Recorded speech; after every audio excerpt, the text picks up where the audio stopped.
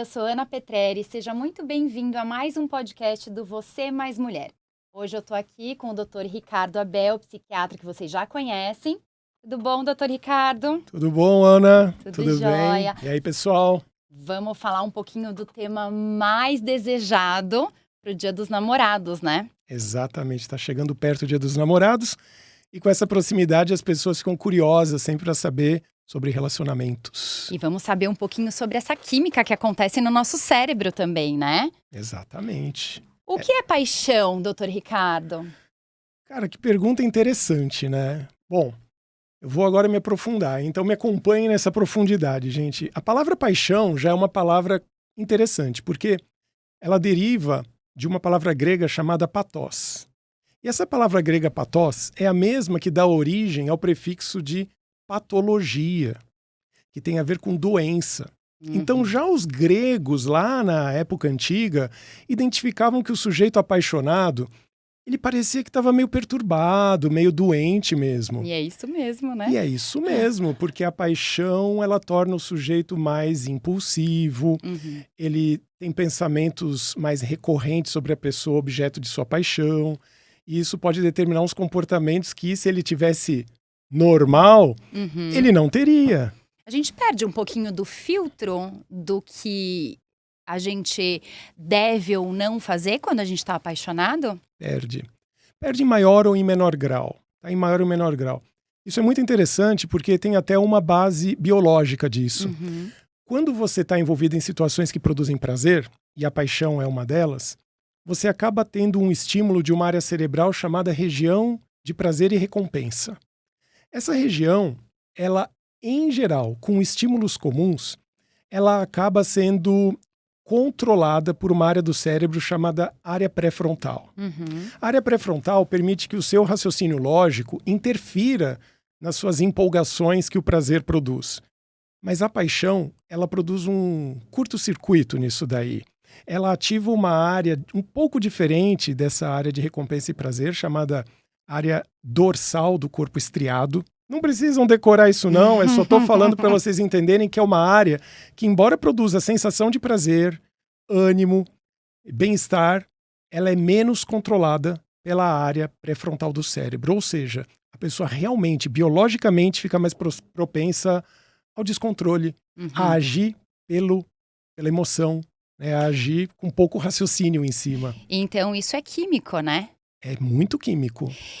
E eu costumo dizer que a paixão é pá e chão, que a gente realmente Boa. fica num estado completamente... É como se a gente perdesse a consciência e agisse de modo automático através desses prazeres que a gente sente. Exato. Quando tá apaixonado. E tem um prazo para essa paixão se tornar amor ou acabar? Tem, mas não é um prazo delimitado com data exata. Ninguém consegue dizer que dura uma semana, um mês ou 6 meses, tá? Mas sim, a paixão, ela não é eterna. Pode ser pouco poético falar assim, as pessoas vão achar isso meio triste, mas a paixão é um estado insustentável para a mente. Ela exige muita energia, ela, com o tempo, aquele estímulo que acontece na área dorsal do corpo estriado passa a ser mais controlado pela área ventral do corpo estriado. O que isso tem a ver? Essa área ventral é mais conectada com áreas corticais do cérebro que nós controlamos voluntariamente. Então acontece muito mais com o tempo, você passa a ter mais controle das empolgações e o sentimento que fica não é tão um pico de desespero, mas passa a ser uma coisa mais serena e constante. Que as pessoas chamam de amor romântico. De uma forma assim, olhando pelo lado comportamental, eu vejo em atendimentos que tem pessoas que não, quando passa essa fase da paixão, desistem de um relacionamento porque elas são movidas a essa euforia, a esse prazer o tempo inteiro. E aí, quando isso se acalma e se, entre aspas, se estabiliza, muitas vezes a pessoa fala, então, eu não quero mais, porque tem pessoas que só conseguem viver nesse pico. Mas como isso acaba sendo, muitas vezes, doentio, porque imagina o tanto de energia que foi o que você falou. A gente gasta nessa fase da paixão. Sim. E parece que quando a gente tá apaixonado, a gente não quer fazer mais nada além de estar apaixonado, É. né? Então a gente tira o foco do trabalho, tira o foco de outras coisas, responsabilidades que a gente tem, tira assim, não que a gente deixe de fazer, mas a vontade é não fazer mais nada. Então que bom que existe um prazo para isso se estabilizar, porque senão o que seria de nós? Como seria, né? Viver apaixonado. A paixão, ela sequestra sua atenção. Então você Ótimo. fica naquele eterno debate entre os deveres do dia a dia, do estudo, do trabalho, e viver aquela sensação tão boa. Uhum. E isso é viver, na verdade. É importante se apaixonar, é interessante, as pessoas gostam disso. Mas ela precisa passar para dar lugar a um sentimento mais moderado, que também é muito bom, mas que não é aquela coisa louca de estar apaixonado. Não é uma euforia. E você acha que é possível amar, mas não se apaixonar? Porque a paixão, ela precede o amor, teoricamente. Mas é possível amar alguém através de uma construção que a base não seja paixão? É possível, mas estes relacionamentos, eles podem carecer de um aspecto mais aquecido. Porque a paixão, ela tem um componente muito ligado à atração sexual. Ela tem um componente muito ligado a uma atração física mesmo, né? O amor construído, ele tem a ver um pouco com a parte sexual, mas ele tem mais a ver com outras admirações que você vai percebendo. A forma como a pessoa se comporta, o jeito que ela pensa, o comportamento social dela, o quanto ela é parceira, o quanto você pode contar ou não, o sentimento de segurança estabelecido. Então, dá para fazer um pulo sobre a paixão. Um salto. Um salto. Dá, mas eu diria que acaba ficando um relacionamento que nasce faltando um pedacinho. E, de repente, isso pode até repercutir mais para frente, onde o vínculo sexual pode ser muito fraco numa relação que não teve a paixão. Pode existir, mas vai ser sempre um coadjuvante meio periférico. E nem sempre a relação se sustenta assim, né? Porque às vezes acaba se tornando apenas uma amizade, né? Porque quando não tem essa parte sexual importante e tal, eu acho que é importante ter isso, né? Ao longo do processo de um relacionamento, mesmo que seja mais sólido. Porque... nas relações de pares, de casais... Sim. Isso faz muito parte, né? É claro que o casal não precisa ser um casal... Igual quando estava apaixonado. Não precisa ser um casal loucamente sexual, não é nada disso. Mas faz parte, né? Agora, eventualmente, o tipo de amor pode migrar, eu diria até perigosamente, para um tipo de amor mais fraternal. Um amor onde você ama a pessoa, admira a pessoa, mas tá faltando alguma coisa. É o querer bem, né? Mas... falta um temperinho. Falta uma gota de alguma coisa a mais, né? Que é a gota da atração sexual. Né? Eu também acho. Acho que relacionamento sem essa outra partezinha fica parecendo uma relação como qualquer outra pessoa pode ter com a gente, né? E o que você recomendaria para uma pessoa que vem falando isso para você num atendimento? Como que você vê isso? Então, tem uma coisa que as pessoas acabam pedindo como resgatar isso dentro de um relacionamento. Como resgatar a paixão. Porque se fala muito em amar a mesma pessoa várias vezes. Eu quero me reapaixonar pelo meu par. Eu, particularmente, Ana, nunca consegui essa estratégia de me reapaixonar. Nem sei se existe essa palavra, inventei agora. Mas tem que ver o que está por trás, né, dessa ausência dessa parte sexual, mas que define um par romântico. Por que isso está acontecendo? Será que está faltando admiração? Será que está faltando parceria? Será que os dois mudaram? E de repente não se percebem mais como casal, e que às vezes acontece.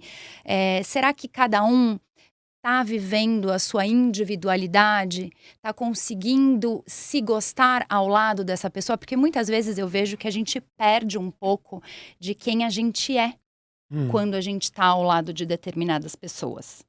E aí quando a gente perde a nossa essência, a nossa autenticidade, muitas vezes esse outro lado fica comprometido também, porque a gente deixa de se gostar. Isso não é sustentável, né? Quando a gente deixa de se gostar e às vezes acaba tentando se moldar para caber dentro do universo do outro, para não perder o outro, mas ao mesmo tempo a gente deixa de se reconhecer, eu acredito que abala demais. Ou quando um muda muito Sim. e vai e o outro fica. Às vezes, Ana, eu percebo uma coisa, que a mudança não é uma mudança real. É uma mudança de julgamento que você tem com o outro. O que eu quero dizer? Eu explico. Durante a paixão, esses números que eu vou dizer são inventados, é só para dar um exemplo. Durante a paixão, a pessoa, se ela está empolgada, eu diria 30%, 40% para a pessoa real que está na sua frente. O resto são idealizações, são imaginações. Projeções, né? Exatamente, você projeta ali seus sonhos, suas vontades, você encontra aquela pessoa que no início, né, é tão legal, é tão interessante, e você já se vê do lado dela fazendo mil coisas e realizando tudo que você queria, e com tudo sendo tão lindo. E todo esse sentimento, dessa imaginação, você deposita na pessoa. Então a paixão, ela tem muito disso, de você avaliar errado com quem você tá. É muito por isso que eu acho importante o período de namoro, que as pessoas têm que se conhecer, passar por essa paixão e depois sentir quem que tá do seu lado de fato, né? Porque senão você tomar um julgamento muito sério de vou ficar com essa pessoa para sempre, baseado no momento da empolgação, não sei se é sustentável isso não dá muito certo. Eu sou bem suspeita a dizer. E você acha que existe uma cura para o fim dessa paixão? Cura para o fim da paixão, eu acho que tem a ver com a construção das afinidades que um casal pode ter, né? Talvez não construção, mas a descoberta dessas afinidades. Eu costumo dizer que é o seguinte, para um casal ter um futuro possível, imagine que as afinidades entre um casal são como os botões de uma camisa, tá bom? Para essa camisa ficar presa no seu corpo, não precisam estar todos os botões abotoados. Basta que alguns estejam, pelo menos os principais. Os outros podem ficar sem abotoar. Você não vai conseguir uma camisa que abotoa todos os botões, esquece. Ou seja, você não vai conseguir ter um par com afinidade 100%. Sim. Isso é uma fantasia. Isso seria uma projeção muito narcísica. Você teria que ver no outro uma imagem sua para que você combine plenamente com outra pessoa. E isso simplesmente não vai acontecer. Mas você consegue pontos principais que tem que acontecer para que esse casal consiga sustentar ao longo do tempo, não é? Então, imagine uma pessoa que, por exemplo, tem uma vida, vamos dizer, muito religiosa. E para ela isso é um valor inescapável. É conveniente demais que o outro também tenha uma visão muito parecida. Pode ser que outras coisas sejam muito diferentes, tipo um é corintiano, outro é palmeirense. Mas se é sustentável, né? É sustentável se o futebol não é a vida essencial daquelas pessoas, mas pode virar um problema. Sim, pode. Né? Quando a pessoa vive em função disso, sim. Exato, então... Mas eu acho que o que você quer dizer é meio que quando os seus valores e os princípios estão alinhados com o do outro também, né? Sim. Porque quando são muito diferentes... Não vai, cedo ou tarde. Então esse negócio de que os opostos se atraem... Isso existe no eletromagnetismo. Quem estuda física, isso é verdade. Né? O polo positivo do ímã atrai o polo negativo, um elétron atrai um próton, aí sim. Mas nas relações humanas não é bem assim. Você não precisa ter uma pessoa que tem os mesmos costumes e hábitos que você, mas alguns pontos precisam ser muito alinhados. Às vezes uma forma de priorizar metas na vida. Por exemplo, uma pessoa tem uma meta de não, eu quero me dedicar muito ao trabalho, crescer, evoluir, estudar. E outra pessoa tem uma mente parecida, um pode até apoiar o outro, dar força pro outro. Olha que interessante. Claro. Agora imagina que uma pessoa não tem nada disso e a outra pessoa tem. Vai ficar esquisito. Sim. Né? Então... eu acredito que um relacionamento ele funciona muito para o nosso desenvolvimento pessoal, para a nossa evolução. Porque quando a gente está sozinho, eu acho que a gente acaba ficando numa zona de conforto, mesmo que seja desconfortável estar sozinho para algumas pessoas. Por quê? Porque você não tem o outro ali para você olhar para você mesmo. É como se fosse um espelho. Eu olho para você... E através de você, eu consigo ver se algo me irrita muito em você.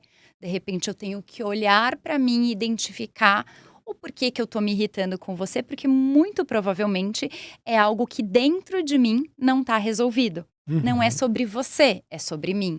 Então eu acredito que nas relações, quando a gente tem no outro essa parceria, esse olhar, não precisa ser o tempo inteiro e para tudo, mas para o mesmo ponto, facilita esse processo, mas também faz com que a gente, eu acho que o outro tem um relacionamento saudável e bom, o outro tem que extrair o melhor de você.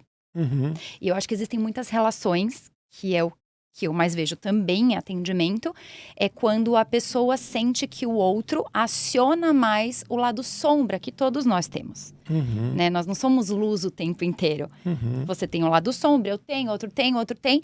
E aí esse lado sombra do outro, eu consigo amar? Exato. Ana, isso aí é a pura verdade. Todas as pessoas têm alguns aspectos bons, alguns aspectos ruins, tá? A vida não é como uma novela que tem os bonzinhos e os malvados. E quem é bonzinho 100% e quem é malvado 100%. Isso não existe. O vilão e o mocinho, né? Não existe. As pessoas têm muita coisa boa e muita coisa ruim dentro de si. Gostar da coisa boa é fácil. É que nem gostar do dia de festa, né? Agora, gostar dos defeitos e falhas das outra pessoa é aí que tá a grande arte. Mas há limites. Eventualmente a pessoa pode ter falhas tão insustentáveis para você que você simplesmente não vai tolerar. Aí a relação não dá certo mesmo. É até saudável que não dê. Porque se a pessoa tem pontos de erro que são insustentáveis, assim, no seu conjunto de valores morais, não é para você aquela pessoa. Talvez ela combine com outra pessoa. Às vezes João e Maria não dão certo, mas Maria com José dá. É exatamente isso né? que eu ia dizer. Não significa que essa pessoa é ruim pra você. Ruim no sentido de não servir, não caber. Não caber. Não significa que pra outra pessoa ela também não caiba. Porque cada um enxerga por uma perspectiva diferente. Tem uma necessidade diferente dentro de um relacionamento. Os ditados populares são muito poderosos, né? Então não dizem que toda panela tem sua tampa. Tem sua tampa. Né? Não é? Então, é meio isso mesmo. Porque eventualmente não tem um encaixe num certo casal que tenta fazer funcionar, né? E aí me ocorreu aqui um detalhe tão importante, né? Que muitos casais ficam cegos na percepção de entender que não está funcionando mais. E de onde vem essa cegueira? Eu acho que tem aspectos tão também multifacetados, né? Você tem, às vezes, questões familiares, expectativas de não decepcionar a esperança que os outros depositaram, que os outros depositaram naquela relação. A ideia de que o teu sonho que foi sonhado não é mais verdadeiro e não vai acontecer, né? Que a gente, eu acho que acaba se cobrando também de continuar querendo a mesma coisa que a gente quis há um tempo atrás. Exato, esse é um desvio atencional interno, né, psíquico, muito importante, porque eventualmente a coisa não está mais indo naquela direção. Não quer dizer que em alguns casos a direção não possa voltar. Sim. É por isso que não é tão simples. Não, claro que não. Não existe uma receita de bolo. Se existisse, era fácil. Tava todo mundo muito bem. Mas assim, eventualmente, existem suas noções até morais, religiosas, que interferem, culturais. Mas não tem nada de errado as pessoas tentarem fazer funcionar. Sim. Mas também existe um ponto de corte. Sim, tem um limite. Tem um limite. Porque senão as pessoas ficam infelizes, sem perceber ou até percebendo, depositam a razão da infelicidade dela no outro e começa a viver uma relação onde tudo tem raiva, tudo tem mau humor, não existe mais cumplicidade, alegria. Não, e aí você acaba atacando o outro o tempo inteiro. Como se a culpa fosse dele. Sua, como se a culpa fosse dele pela sua infelicidade, porque não existe culpa, existe responsabilidade de cada um, né? Boa, cada um tem um percentual dentro de uma relação. Então não é porque um tá insatisfeito com o outro, que o outro é culpado pela infelicidade. Não, até que ponto eu deixei chegar nisso, onde eu já não me reconheço, onde eu já não gosto mais de quem eu sou. E aí, entre isso que você falou, tem os aspectos sociais, tem envolvimento, tem dinheiro envolvido, tem família envolvida, tem uma construção de uma história, né? Nossa, isso é tão difícil, né? Quando você fala, tem dinheiro envolvido, tem... As coisas materiais são importantes. Não se sintam culpados ou culpadas se você está apegado a isso, apegado né? a isso. Porque são coisas reais da vida. Claro. Né? Não dá pra ser hipócrita, dizer, não, imagina, dinheiro não é nada. Não, eu vou me separar e vou fazer o quê? Viver embaixo da ponte? Exatamente. Não é assim que funciona. Então tudo isso pesa. Quando existem filhos na história, é claro que isso pesa. É lógico. Você tem um sonho de construir uma família onde o filho vai viver ali com os pais. Numa estrutura que a gente foi criado para ser a certa. Pois é. Né? Facilita quando dá certo. Claro que fica mais fluido, mais fácil. O que não quer dizer que não dá para ter crianças que se desenvolvem muito que bem com pais separados. Sim, claro. Mas é muito importante porque depende do ambiente que ela está vivendo, né? Aí é fundamental que os adultos não pirem. Por favor, adultos. Se vocês se separam eventualmente, tentar manter minimamente um equilíbrio, sobretudo na lida com as crianças, é essencial. Continuar sendo pais daquela criança, independente do que aconteceu naquele casal. Parece tão óbvio, mas tem muita gente, não é pouca, que transfere as raivas usando a criança como um instrumento, um escudo e como isso faz mal. Que na verdade não é o relacionamento acabar que vai fazer mal para a criança. Não. O que vai fazer mal para a criança é como você se comporta depois que esse relacionamento acaba. E eu posso dizer assim, de carteirinha, porque eu me divorciei. Meu filho tinha 3 aninhos. E aí, na época, ainda isso era... Na escola dele, eu era, acho que, a segunda divorciada da sala de aula. Ainda era meio uma coisa, né? Não era, hoje em dia, a sala dele tem mais filhos de pais separados do que casamentos juntos. Sei. Mas, na época, eu lembro que eu me culpava muito, porque existia aquela fala também de que filhos de pais separados são problemáticos. Mas o que é o problema do filho? É ele viver com uma mãe e um pai saudável, mentalmente, porém separados, ou viver em guerra dentro de casa. Porque eu, como trabalho com comportamento, eu observo muito isso. Eu acho que, assim, o comportamento, ele é copiado, né? Tanto que a criança, quando ela vai começar a andar, ela imita aquilo que ela tá vendo. Por isso, ela também aprende a andar.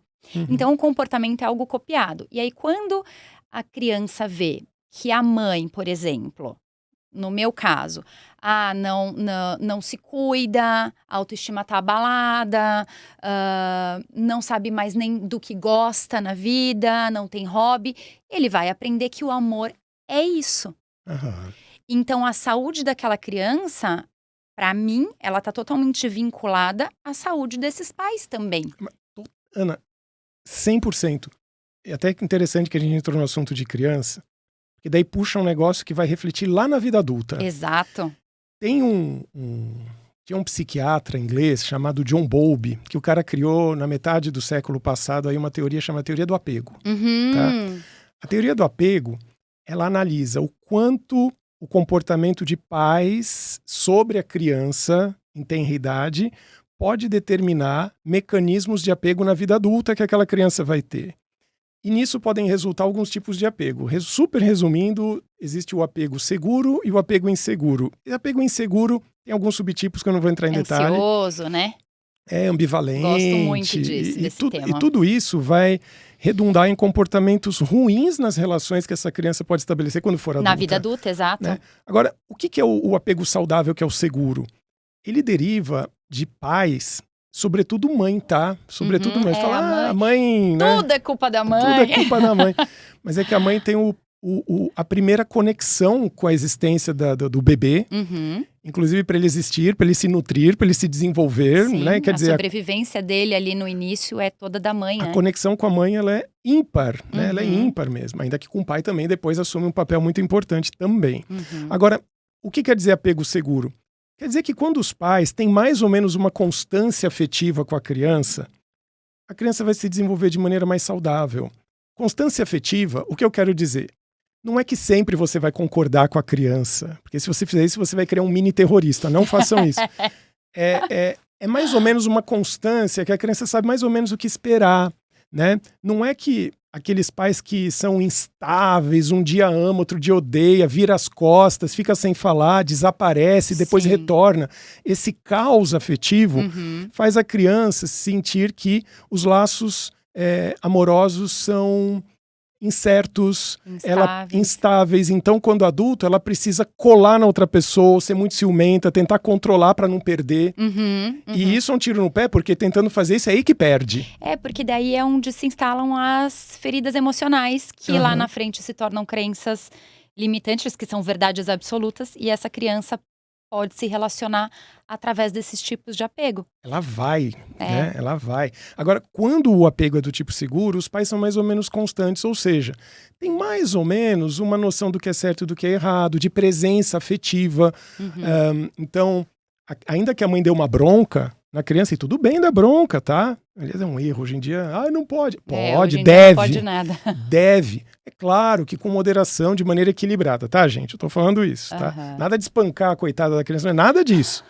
É só uma bronca, né? Para a criança poder perceber que ainda que ela tome uma bronca, ela continua sendo amada. Que nada muda em termos de afeto. Que, aliás, isso é um sinal de cuidado. Claro. Onde a criança que vem para o mundo sem noção de regra, de certo e errado, ela consegue importar isso que vem dos pais, as noções, os comportamentos ensinados ou por observação ou ensinados ativamente. Essa criança tem uma tendência de entender que numa relação adulta mais madura, ela não precisa necessariamente colar na outra pessoa, grudar de maneira sufocante, ser ciumenta. Não. A relação pode ter seus altos e baixos, sim, mas o afeto ela pode ser leve, né? E o afeto tá ali, nada muda. Porque é assim que ela experimentou na infância. E aí, será que isso pode acabar desencadeando uma dependência emocional nas relações? Pode acabar. Que é essa pessoa que gruda no outro e acha que a vida a felicidade dela só depende da existência do outro, né? É muito porque ela pode ter questões de autoestima tão complicadas que se ela consegue se relacionar com alguém, ela vai sugar a alma dessa pessoa, porque ela gruda, ela precisa dominar, ela tem que ter essa pessoa por perto, saber onde ela anda, ela vai viver em função dessa pessoa. Se não atende o celular, se não responde a mensagem na hora, essa pessoa surta. Surta porque ela tem uma crença internalizada de que ela não tem um valor intrínseco. Sim. O valor dela tem que ser representado por comportamentos do outro o tempo inteiro. É condicionado a alguma coisa, né? É um amor que eu preciso provar o tempo inteiro, eu preciso segurar essa pessoa a qualquer custo. Eu recebo muito como eu consigo voltar, como que fulano volta pra mim, porque eu não vivo sem ele. Eu escuto as coisas, não vivo sem ele, eu acho isso uma coisa... Isso é poético, mas se a gente analisa com o pé no chão, um pouco racionalmente, não dá para ser assim. Claro que Você não. pode mudar essa frase, mas se a frase for verdadeira, né, mudar essa frase para a vida fica muito vazia sem ele, tá muito difícil, eu sofro demais e tá tudo bem. As pessoas não são descartáveis, nem facilmente substituíveis quando existe um laço afetivo verdadeiro. Então, existe o sofrer, mas quando a pessoa fala, eu não consigo viver, ou eu preciso da tal pessoa... eu preciso dessa pessoa. Não, você precisa de oxigênio e água. E mesmo disso que você precisa. Mesmo que essa pessoa, o par que tenha saído dessa relação, seja... alguém, vamos aí a coisas mais graves, abusivo e que faça... Essa pessoa ainda quer esse alguém de volta, porque ela não, de fato não, ela fala, não consigo, não consigo. Não, isso é muito louco, porque é claro que aí tem duas partes doentes nessa relação. Uma parte que é abusiva. Claro, que a gente, não é o que a gente está considerando isso aqui, é óbvio, né? Mas tá muito doente. Como se diz, né, na área de saúde mental, de psicologia, se diz que onde tem um abusador tem um abusado. Sim. E daí o que isso... que frase óbvia. Pois é, mas é só para lembrar que existem dois lados da mesma questão. É claro que o abusador é um errado, mas o abusado, eventualmente, é permissivo, volta 1000 vezes para o mesmo lugar. Isso que aconteceu de alguma forma inconsciente para de repente confirmar uma crença. Exato, né? Pode ser mesmo. É que é muito perigoso falar isso, né? Que o abusado desejou, não é desejou conscientemente, não existe consciência, escolha consciente. Senão vai ter gente comentando aí, agora o abusado é o culpado, tá tudo errado.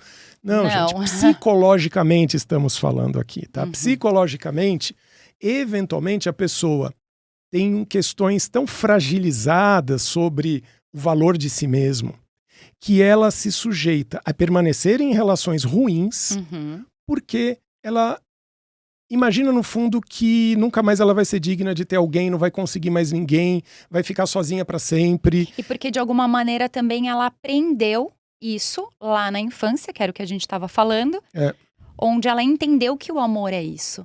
Então ela passa a escolher de uma forma inconsciente um parceiro que venha confirmar essas crenças para ela dizer, bom, é isso aqui que eu sei viver. Né? Então, é a referência dela. É a referência dela. Então ela tenta se familiarizar com uma situação para que ela se sinta ali pertencente de alguma maneira, mesmo que aquela situação seja ruim. Por isso que não é tão simples, às vezes a gente vê, nossa, mas ele trata ela tão mal e ela é só terminar. Não é. Não é só Você tem que ver terminar. da onde, no caso dele e dela, aí do seu exemplo, tem que ver da onde ela veio. Exato. Qual foi o ambiente que ela viveu ao longo da infância e adolescência? Por exemplo, eu tenho um caso no meu consultório onde existe um casal que ambos normalizam gritos, xingos, brigas que vão escalando até quase a agressão física. O que não deixa de ser uma agressão também, os gritos, né? Não, sim, mas física, né? Física, vai escalando, né? A agressão tá lá e vai escalando até poder chegar na física, embora não tenha chegado ainda, espero que nunca chegue. Mas se você faz uma retrospectiva, curiosamente, os dois, olha coincidências da vida, né? Vieram de famílias onde isso era muito padronizado. Quer dizer, se eu tô nervoso, eu não vou gritar. Mas se eu tô bravo com você, eu não vou te xingar? Então, é como se esse tipo de comportamento fosse validado, porque foi assim que eu cresci vendo. Sim, é o normal. É o normal, né? Então, se eu sempre, é o que eu sei lidar, se eu sempre comer arroz com feijão, é normal arroz com feijão, não é assim? Arroz com feijão. Mesmo porque mudar essa crença não é fácil. Não, você está lidando com a noção de mundo que a pessoa construiu, de como a vida é. E depende de quantos anos essa pessoa tem, por quanto tempo ela foi construindo essa crença. O rapaz dessa relação, ele me falou assim, nossa, doutor, deixa eu te contar uma coisa. Uma vez eu estava já, sei lá, 7ª série do ensino fundamental, e eu fui na casa de um amigo meu. E os pais dele estavam lá tal, e eu fiquei espantado. Eles não gritavam. Que estranho. Quer dizer, aí a partir daí ele começou a ver outras dinâmicas de relação familiar. Né? Ele começou a perceber como a família dele era complicada. Era uma família adoecida do ponto de vista relacional. Né? E ele achava que era assim, toda casa devia ser assim. Né? A minha casa é, por que a outra não seria? E de repente ele foi percebendo, tarde demais. Porque ele já tinha internalizado aquilo. Mais tarde, na relação dele amorosa, ele reproduziu e reproduz. Tá melhorando. Sim. Existe melhora para essas coisas. Mas é uma luta, né? É uma luta. É muito mais difícil a gente consertar algo do que fazer direito desde o início. Exato. Né? Mas a gente não tem controle sobre isso muitas vezes. E sobre o amor em tempos modernos? Vamos falar sobre isso hoje. As pessoas falam muito sobre amores líquidos. Como que você define isso na medicina? Tem alguma definição? Olha, eu diria que em parte pode ser aquele vício de paixão que a gente começou falando hoje, né? Em parte que as pessoas só conseguem viver nesse período de paixão. Porque vamos dizer que é a cereja do bolo, né? É muito gostoso, é viciante, né? Inclusive, aquela área de recompensa e prazer que eu mencionei, que é muito ativada no momento de paixão, é a mesma área do cérebro que é ativada quando você come um doce bem gostoso ou quando você usa uma droga de abuso, né? Quando você, por exemplo, joga um jogo e ganha, é a mesma área cerebral, que tem a ver com recompensa e possivelmente vícios. E existem pessoas viciadas em paixão? Existe. Existem pessoas que podem ser viciadas em sexo também, porque é a mesma área cerebral também ativada durante o sexo, o orgasmo, né? E a pessoa pode ficar com essa dependência. Logo, ela não vai perder tempo, entre aspas, aprofundando relações. Outra coisa é a facilidade de encontro de parceiros hoje em dia. Afinal de contas, aplicativos para relacionamentos, redes sociais e uma mudança cultural social. O que mudança cultural? Antes a pessoa ficava junto para casar. Sim. Para casar e ter filho, etc. E ficar a vida toda. E ficar a vida toda. Agora não, as pessoas ficam juntas porque querem. Sim. Porque é gostoso, porque é legal e se der certo vamos juntos, se não der, não deu. Uhum. É mais assim hoje em dia, né? É, grosso modo. Sim. Tá? Existem núcleos. Generalizando, né? Claro que existem núcleos e pessoas que não pensam assim. Sim. Talvez você que está vendo a gente não pensa assim, mas você sabe que existe isso. E é muito mais comum. Isso é muito mais comum. Então essa liquidez, né, das relações tem a ver com essa inconsistência, né, onde você não precisa necessariamente investir anos nas coisas, nas pessoas. Você fica ali mais ou menos enquanto tá curtindo, né? E dá para se dizer que isso é errado? É certo? Olha, porque as pessoas gostam do termo certo, errado, vilão, mocinho, as extremidades. E às vezes tem dificuldade de transitar entre os vários personagens que tem no meio do caminho. Isso. Mas eu acho que tudo também depende de por que você simplesmente estava apaixonado, não tô mais, desisto. Depende, eu acho que das consequências do que isso dá. Não sei se você ia por esse caminho. É aí que eu tô, mas isso que eu tô querendo se chegar. você avalia que uma pessoa que tem essa tendência mais líquida nas relações encontra outra pessoa que pensa e age da mesma forma e tá tudo bem, honestamente, tá tudo bem. A grande questão é quando pessoas diferentes nesse ponto se cruzam e aí um vai sair sofrendo muito. Porque um pode ter uma expectativa de aprofundamento e o outro não se apega, etc e tal. Enfim, podem ser momentos diferentes da vida também. Uma pessoa pode estar numa etapa da vida onde ela prefere ser mais líquida, como a gente está falando. É uma escolha, em outra época ela pode mudar totalmente, né? E falando em sofrimento, existe fase do luto mesmo nos términos de relacionamento, né? Sim. Que são considerados, existe esse termo mesmo, né? Viver o luto do término dessa relação. Existe. Tem um tempo de luto? Existe um tempo, dura 2 meses, dura 3 meses, mais ou menos? Ou não dá pra dizer que cada um tem uma forma de reagir? Olha, Ana, eu já li a respeito e não tem padrão. Não tem padrão. Eu já li textos que mencionavam 2 semanas. Eu falei, 2 semanas não é nada. Não deu tempo nem de entender que acabou, não deu tempo nem de pegar o golpe. E outros diziam que não, a coisa pode levar anos. Bom, e tudo é verdadeiro, assim, né? Porque o tamanho do luto tem a ver com o tamanho da sua perda de envolvimento com a pessoa. Então veja, se você termina um relacionamento e você toma a iniciativa de terminar, em muitos casos a pessoa já foi trabalhando dentro da cabeça dela esse desapego há muito tempo. Então, nada termina da noite pro dia, eventualmente terminou, só que ela já estava meio que preparada. Não quer dizer que ela não vai sentir. Claro, não tem como. Por quê? Vai mudar hábitos. Não tem como. Lugar, você morava num lugar, vai ter que morar em outro. E coisas práticas. E às vezes o simples fato da existência da pessoa ali naquele mesmo ambiente. Exato. A presença, a voz, a pessoa tá lá, mesmo que vocês não estão se falando, existe um ser ali. Exatamente. Né? E de repente, podia fazer muitos anos que você não ficava sozinho. Então tudo isso é muito estranho. Mas essa pessoa vai transitar um luto talvez mais facilmente do que a pessoa que recebeu o término. Tipo, eu não estava esperando, eu não queria, e eu vou ter que engolir. Sim, Por quê? porque foi de repente. Ela não teve um preparo, né? Não teve um preparo, e aí pode ser mais Apesar de que difícil. preparo algum vai evitar o sofrimento, né? Mas pode amenizar um pouquinho. É porque existem tamanhos de sofrimento. É como se fosse a temperatura, né? Que pode ter 20 graus, 35 graus, 40 graus. Então, o tamanho de sofrimento depende de tanta coisa. Depende do grau de apego que a pessoa faz, depende da experiência que ela tem de lidar com dor e sofrimentos emocionais. Pessoas que foram sempre, talvez, muito atendidas nas suas necessidades emocionais, elas podem ter dificuldade de lidar quando elas não são atendidas, né? Por isso que é muito interessante que as crianças consigam lidar com frustrações, com perdas. Eu sou muito contra essa história da criança participar da natação. Não, vai lá participar da natação e todo mundo ganha medalha porque todo mundo é bom. Não, tem gente que é melhor do que outras em algumas coisas. Ou quando tá brincando com a criança e deixa ganhar o tempo todo pra ela nunca ficar triste. Não, deixa ela experimentar tristeza, saber, mas eu perdi. Perdeu. Não, lógico. Amanhã você ganha. Porque senão vai ser um adulto que não sabe lidar. Isso tá cheio. Bom, é que aí a gente já vai divergindo, não é o nosso tema central, mas tem a ver, né? Tem a ver de certa forma. E quando as pessoas tentam mascarar esse luto não vou viver o luto. E aí, sabe aquelas pessoas que acabam um relacionamento e vai viver a vida doidado pra Sim.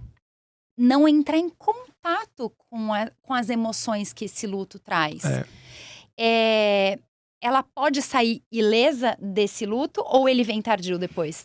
Eu acho que as duas coisas, Ana. Ela pode sair ilesa, eu acredito nisso, que a pessoa que usa esse truque, mas ela foi aquela que já estava trabalhando na cabeça dela há meses de que eu não quero mais, eu não quero mais, eu não quero mais, eu não quero mais, ela termina. Aí ela se depara com um vazio. Ela se depara com, cara, faz anos que eu não tô sozinho.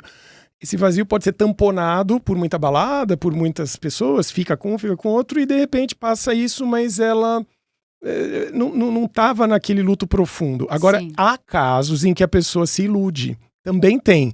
A pessoa passar aparentemente bem no término imediato e vai pra vida, mas depois bate na porta A ficha cai. a angústia. Né? Você fala, gente, a minha vida mudou, e agora? O que eu fui fazer? E por quê? Porque pode acontecer. Tá. Os dois cenários eu acho que são possíveis. E é lógico que é mais recomendável se você falar, mas o que seria recomendável? O que seria a maior chance de acertar quando uma pessoa termina uma relação? Eu diria, gasta um tempo só sentindo o término. Sim. Sinta o que aconteceu. Dá um tempo pra você.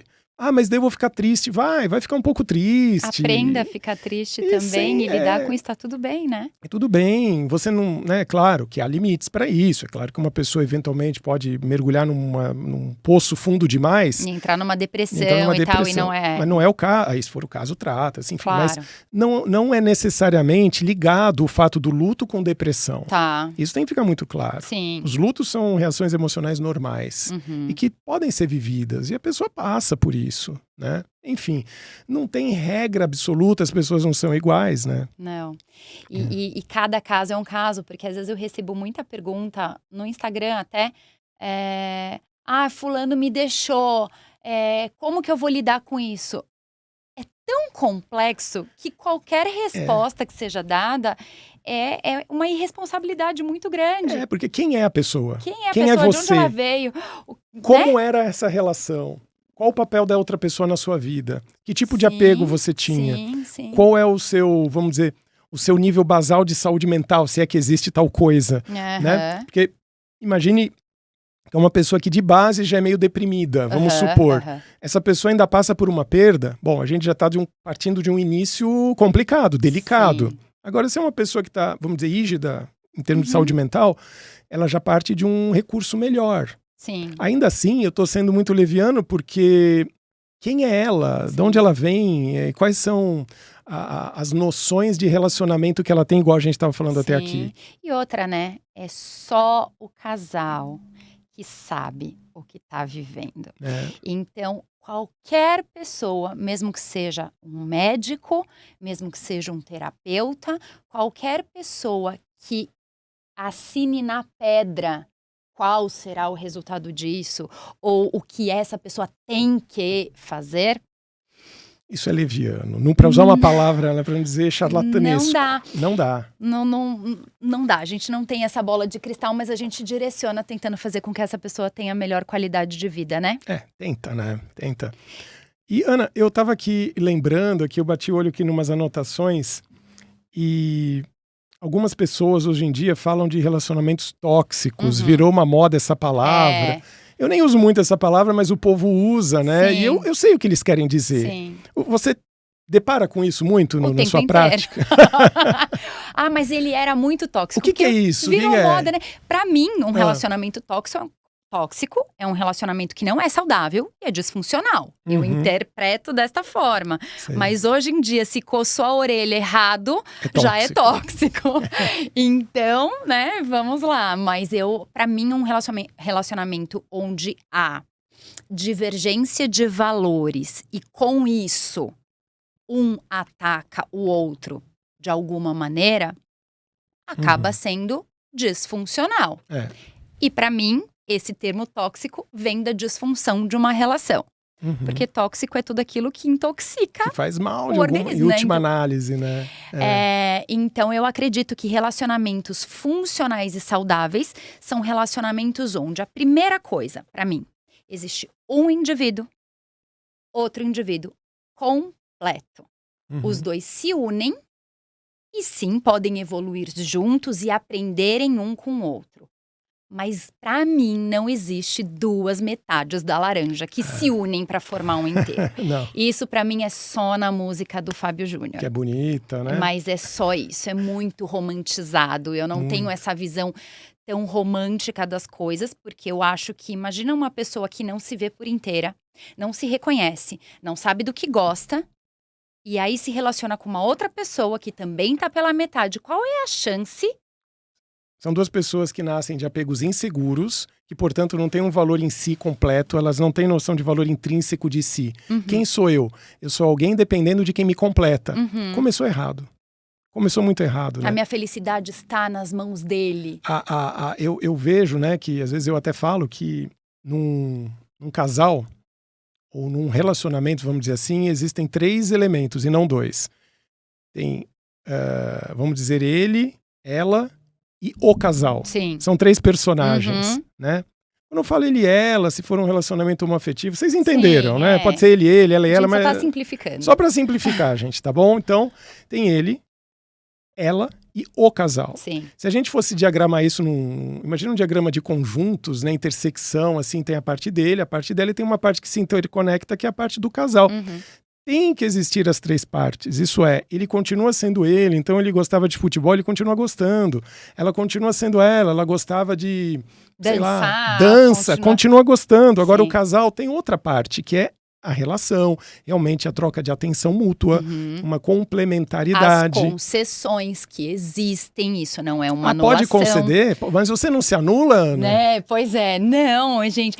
É uma linha tênue, mas não. Concessão existe em qualquer relacionamento, até de amizade, de pai e mãe, de mãe com filho. Não é assim que funciona? Mas é que a gente falou até há pouco tempo aí na nossa conversa, mas existe uma forma de pensar que é muito primária, muito simples, que é uma forma binária de pensamento.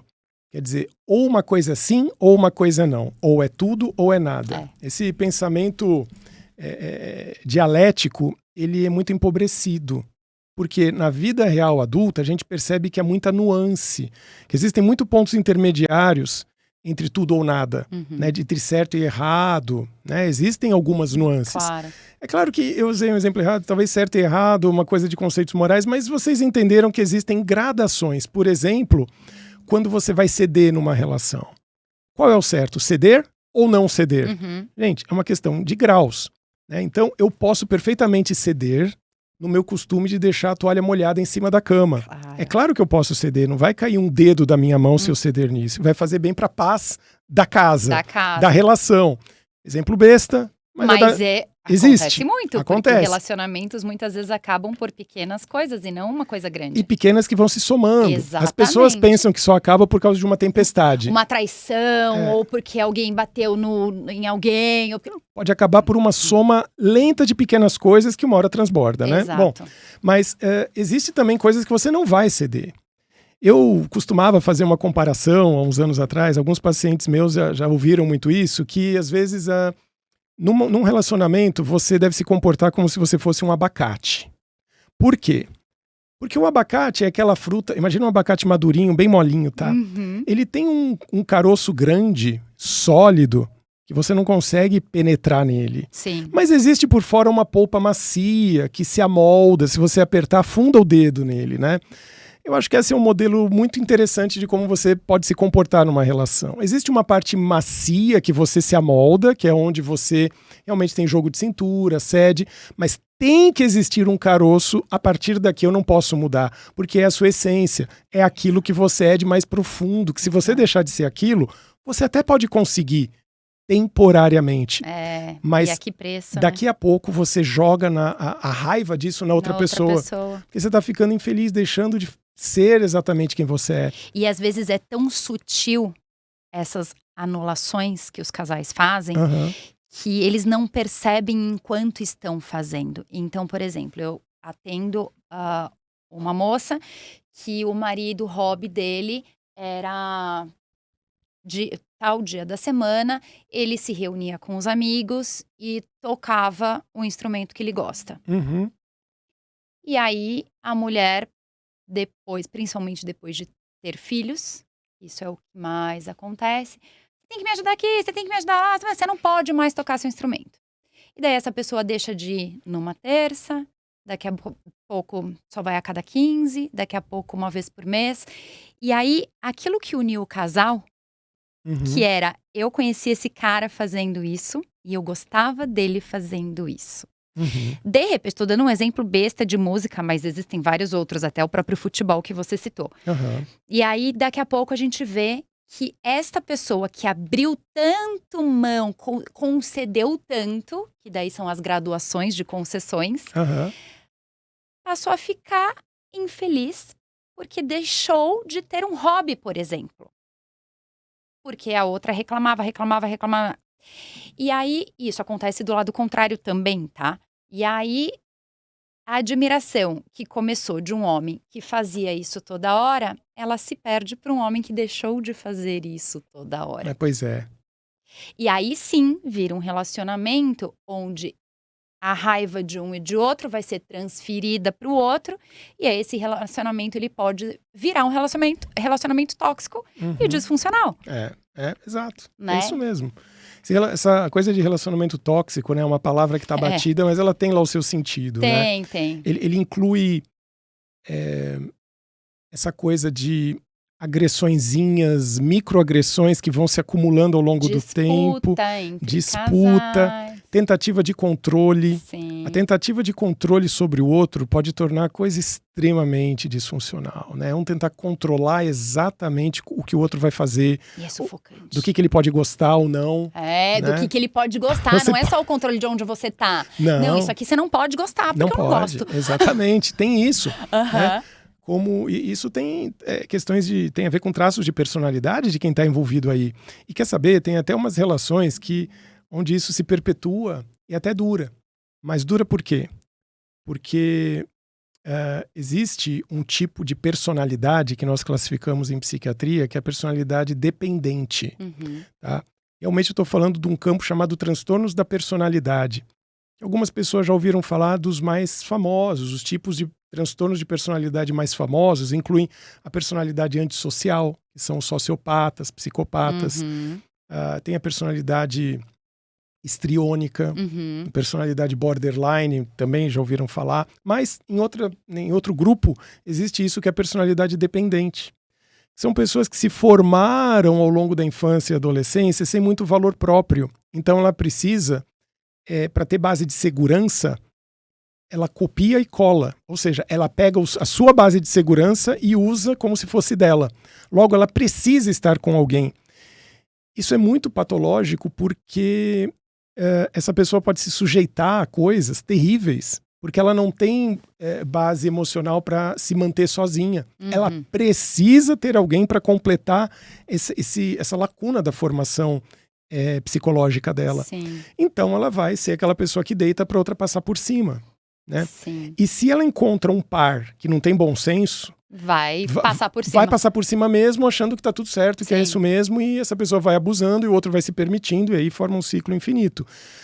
Mas aí, pergunta, essa pessoa sofre?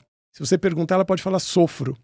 Só que é o tipo da pessoa que vai, apesar do sofrimento, ela vai ver que tem um saldo positivo porque ela se sente completa e segura. Ela tem um ganho secundário de alguma maneira dentro desse relacionamento. Tem, exatamente. E os ciúmes? Vamos falar de ciúme. Ciúme é químico, ciúme é comportamental. O que é esse tal de ciúme? Cara, qual que é o limite dele também? Bom, então, começando o assunto do ciúme, isso é muito interessante porque o ciúme ele nasce biologicamente, e até em outras espécies, ele tem uma origem em domínio de território.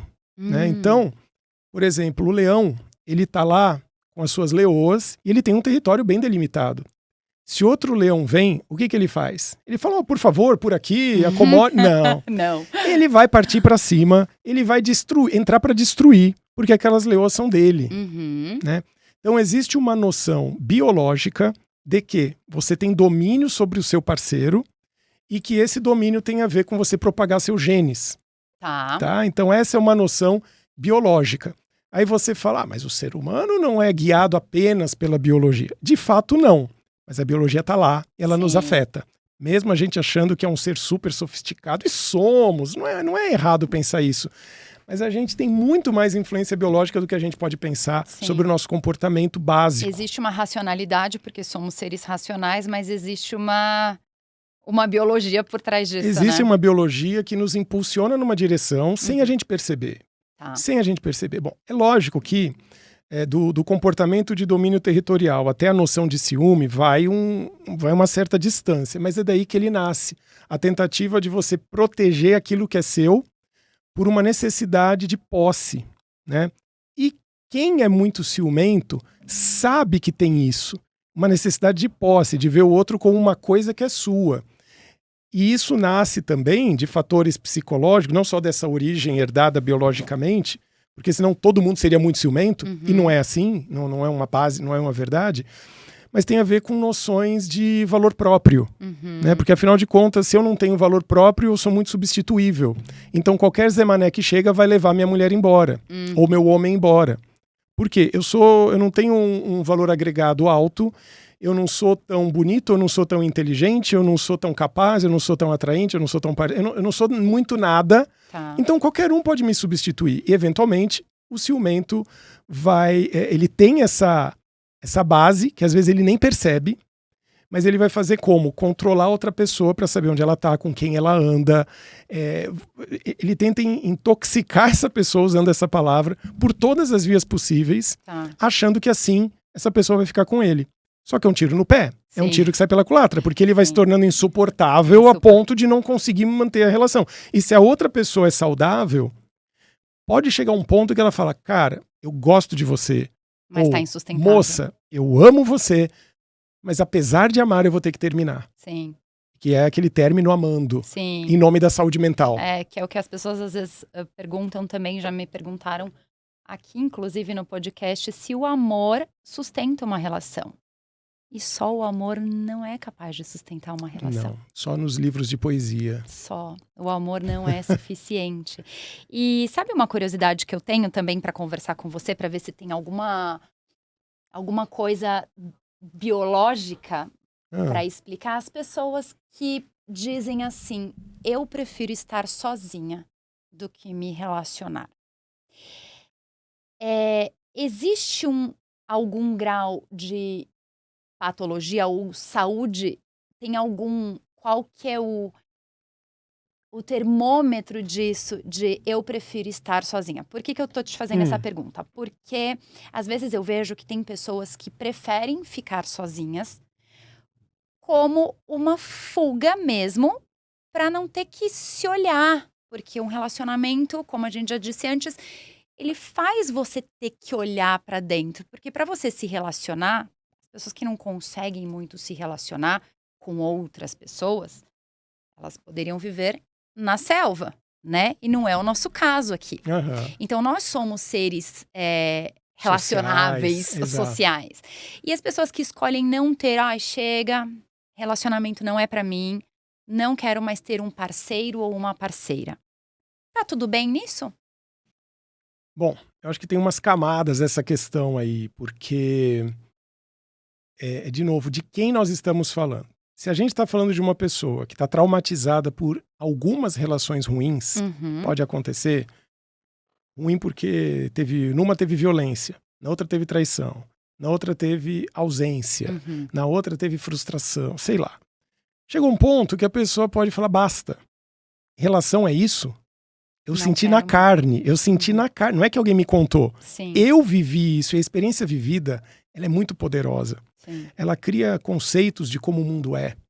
E a pessoa pode simplesmente acreditar que, bom, basta, para mim não dá mais. Então esse é um cenário possível. Nesse caso, ela pode ser, se a pessoa está errada, está certa, ela está guiada por um instinto de autopreservação. Mas e se ele se durar para todo sempre? Então,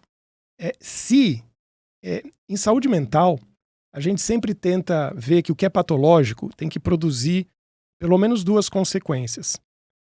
Sofrimento.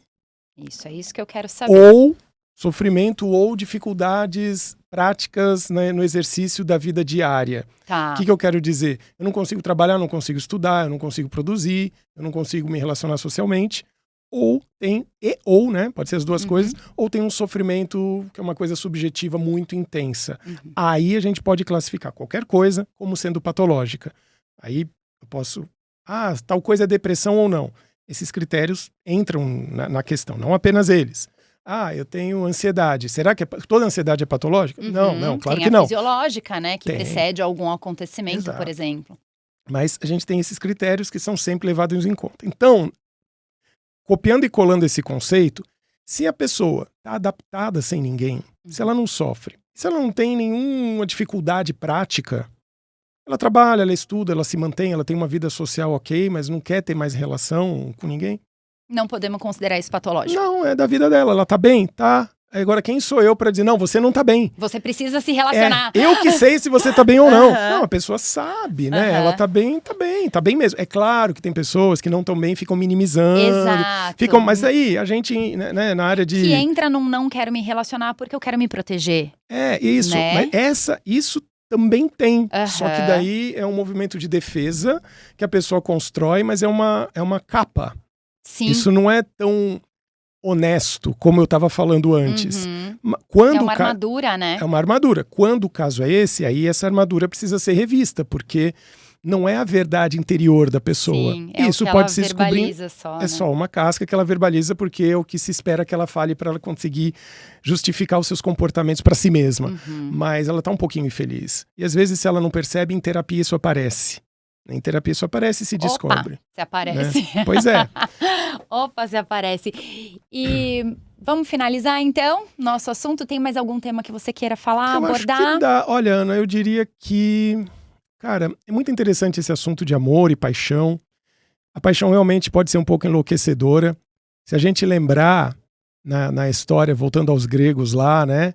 Heródoto, na Ilíada, ele falou sobre a Guerra de Troia, onde o príncipe Paris apaixonou-se pela rainha Helena e sequestrou a rainha Helena para viver com ele, causando a Guerra de Troia. Então veja como a paixão pode fazer um cara pirar na batata, não avaliando consequências e vivendo de maneira impulsiva. Isso, né, foi um relato ali, não se sabe exatamente a fidedignidade histórica. Sim, mas isso existe nessa vida real aqui, então, tem. Isso no mínimo significa que já naquela época os gregos reparavam nos comportamentos humanos e no que as emoções são capazes de promover. Né? E, enfim, então, para quem está apaixonado, vivam a paixão. Não é que é proibido se apaixonar, é uma coisa muito legal. Mas procurem parar e respirar para ver exatamente que consequências isso vai dar. Dá para fazer isso.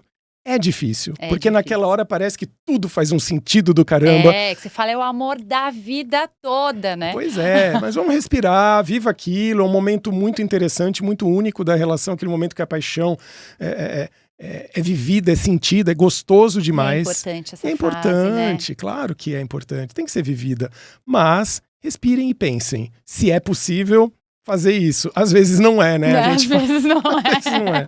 Mas se for, que bom que você consegue. Exatamente. Então tá bom. Pro Dia dos Namorados, alguma dica para quem tá solteiro e querendo loucamente estar acompanhado no próximo Dia dos Namorados? Não façam isso. Não fiquem loucamente querendo. Não façam. Fiquem com quem tem sentido pra você. Se você tá quase namorando alguém, beleza.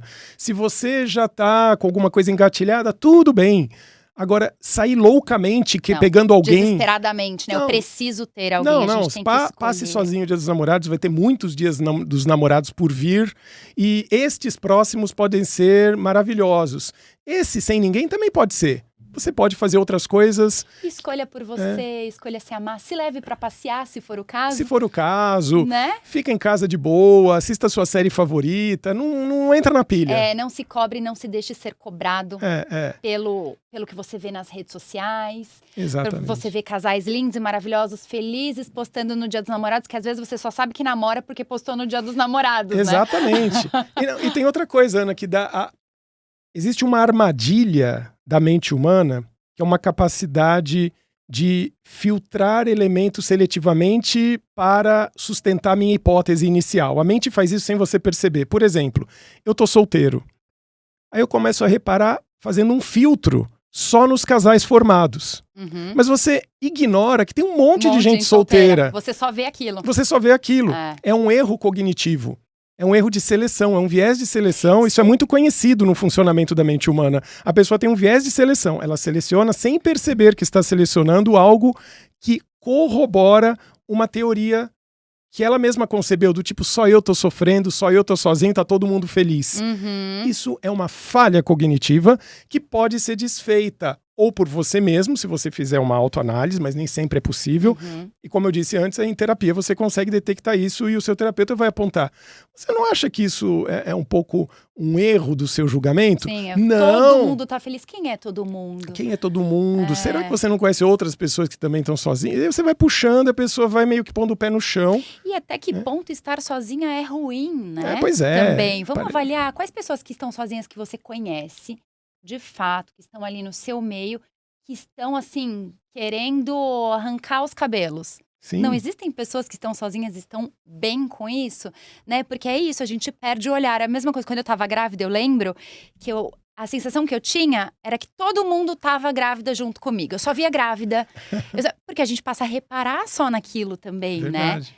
Então, no relacionamento e nessa coisa de rede social, principalmente, o nosso olhar vai direto pra isso. Vai. Então, eu tô sozinha, eu quero ter alguém, olha, tá todo mundo feliz, tá todo mundo viajando, tá todo mundo de férias menos eu, tá todo mundo... A gente perde a noção do todo mundo. Não, ainda mais, só um parênteses final, você mencionou o negócio de redes sociais. Gente, todo mundo sabe que rede social é uma vitrine. É um filtradão. A gente só mostra o que a gente quer. Exato. Aquilo não é a vida das pessoas. Aquilo é um filtrado. As pessoas fazem fotos e poses para mostrar o que tem de melhor. Às vezes é até verdadeiro, mas é só uma parte. Ou às vezes nem é verdadeiro. É fake, é tipo um teatrão para ser mostrado, né? Então, cuidado com o julgamento que você faz, que todos os casais estão felizes, menos você. Existem casais felizes. Existem casais que não estão tão felizes assim. E essa é a vida real. Não se compare, tenha a sua própria vida, seja interessante. Né? Eu até gravei um Reels outro dia falando sobre isso. Quem vê foto, não vê o filme acontecendo por trás dessa foto. É bem isso. E às vezes, a pessoa tá vendo uma foto, tá julgando aquele acontecimento, mas não tem ideia do roteiro daquele filme. Exato, não faz a menor ideia. Então, o melhor dos mundos é evitar comparações. Isso em tudo, né? Não só nos relacionamentos. Não só, verdade. Muito bem, então vamos ficar por aqui. Feliz Dia dos Namorados para vocês todos. É isso mesmo, gente. Curtam, aproveitem, namorem, se apaixonem, amem. E obrigado, né? Obrigado pela audiência de vocês e até a próxima. A gente vai ter outras oportunidades para conversar sobre outros temas também. E se vocês gostaram e se esse podcast fez sentido para você, deixe seu comentário. Se quiser deixar uma pergunta para uma próxima oportunidade, um próximo programa, um próximo podcast, por favor, encaminhe e dê seu like, que é muito importante pra gente. Muito obrigada!